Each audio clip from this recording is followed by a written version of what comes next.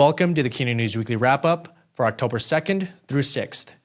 We open the month at the CUNA Operations and Member Experience Council and CUNA Technology Council Conference in Denver. We'll share stories from the annual event, but a majority of the wrap-up this week will be centered around our 2023 Credit Union Rockstars. We'll introduce 4 members of our 11th annual class. We'll meet Tennessee Valley Federal Credit Union's Dionne Jenkins, First Imperial Credit Union's Fidel Gonzalez, Commodore Perry Federal Credit Union's Mike Barr, and Raiz Federal Credit Union's Carmen Jimenez. We'll also hear a snippet of the latest episode of the CUNA News Podcast with Ben Maxim from Rosita Group, returning to talk about innovation and fintech partnerships. Finally, CUNA Senior Editor of Public Affairs Communications, Alex McVeigh, will catch you up on everything happening in Washington, D.C. Let's get into it.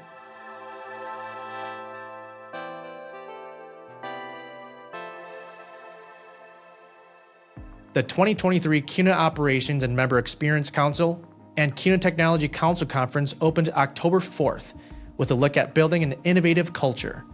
Fast Company Editor-in-Chief Stephanie Mehta shares 7 ways to make your company faster, providing a roadmap that offers executives practical, actionable insights on how to go faster.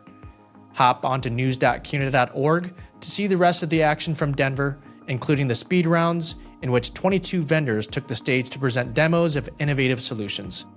See what solutions were offered and which was voted best in show. On to the rock stars. Tennessee Valley Federal Credit Union Vice President of Diversity and Inclusion, Dionne Jenkins, is a department of one. That was very intentional, as she believes everyone at the $2.6 billion asset credit union plays a role in diversity and inclusion. She doesn't want anyone to say that's the diversity department's responsibility. Yet, Jenkins still takes on plenty of responsibility. Stressing talent development, she recently built a paid summer internship program in which 5 college students from underrepresented groups learn about human resources, diversity and inclusion, real estate lending, commercial lending, and marketing. I want to create an inclusive culture where everyone is learning to work together in harmony despite any differences we bring to the table, Jenkins says. Fidel Gonzalez was a first-time CEO when he arrived at First Imperial Credit Union in 2009. There was a lot to do at the El Centro California Credit Union, which had $56 million in assets, a net worth of 8.73%, net income at negative $1.1 million, and a CAMELS rating of 4. Gonzalez got to work, overhauling the credit union's loan policies and focusing on serving members' unique needs. I said, "We're going to lend and we're going to help people," Gonzalez says. "We're going to do it without putting the credit union at risk. Little by little, we got there." By the end of 2022, the $184 million asset credit union had expanded its field of membership to 14 communities while raising its net worth to 12.48%, income to $2.3 million, and CAMELS rating to 2 or 3. Mike Barr rapidly rose through the Commodore Perry Federal Credit Union since starting as a part-time teller as an 18-year-old college student. He moved into the loan department, became an assistant manager, and at 22 years old, asked to be considered for the CEO role. The soon-to-retire CEO and the board put their support behind Barr, investing in his training and promoting him to Chief Financial Officer. In 2008, Barr became CEO of the $82 million asset credit union in Oak Harbor, Ohio, while the former CEO served as a consultant. 15 years later, he remains passionate about the same things he saw as a young credit union employee, helping people and building long-term relationships. Carmen Jimenez goes above and beyond her role as Bank Secrecy Act compliance specialist at $940 million asset Raiz Federal Credit Union in El Paso, Texas.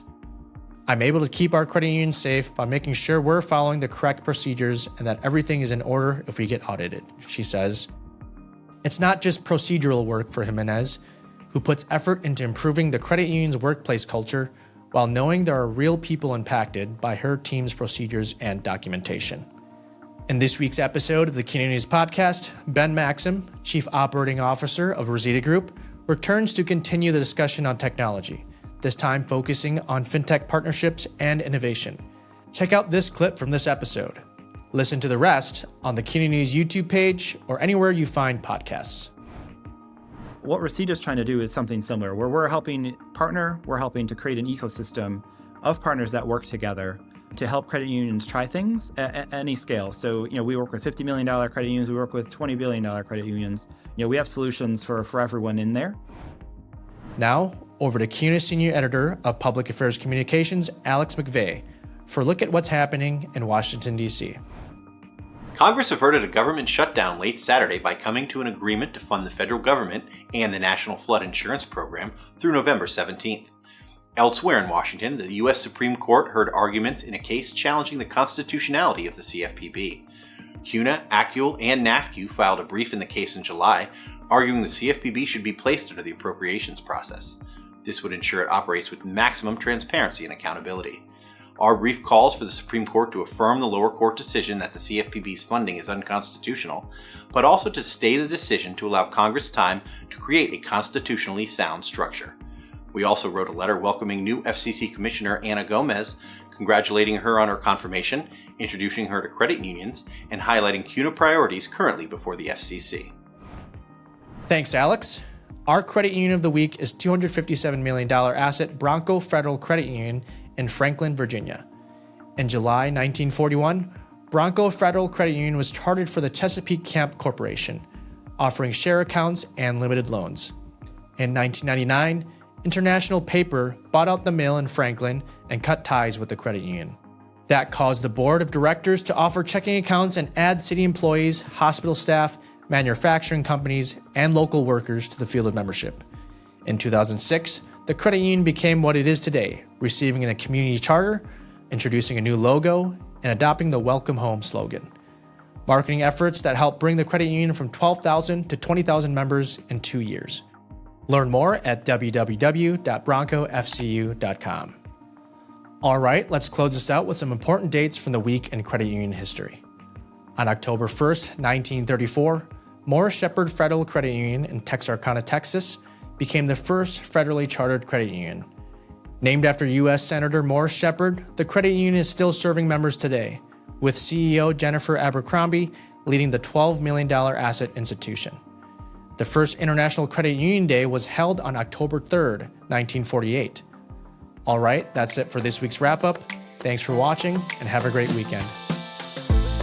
To stay up to date on these stories and more, subscribe to Credit Union Magazine, visit news.cuna.org, and listen to the CUNA News Podcast at news.cuna.org/podcasts. Subscribe to our YouTube channel and check out the description for links to everything discussed in this video.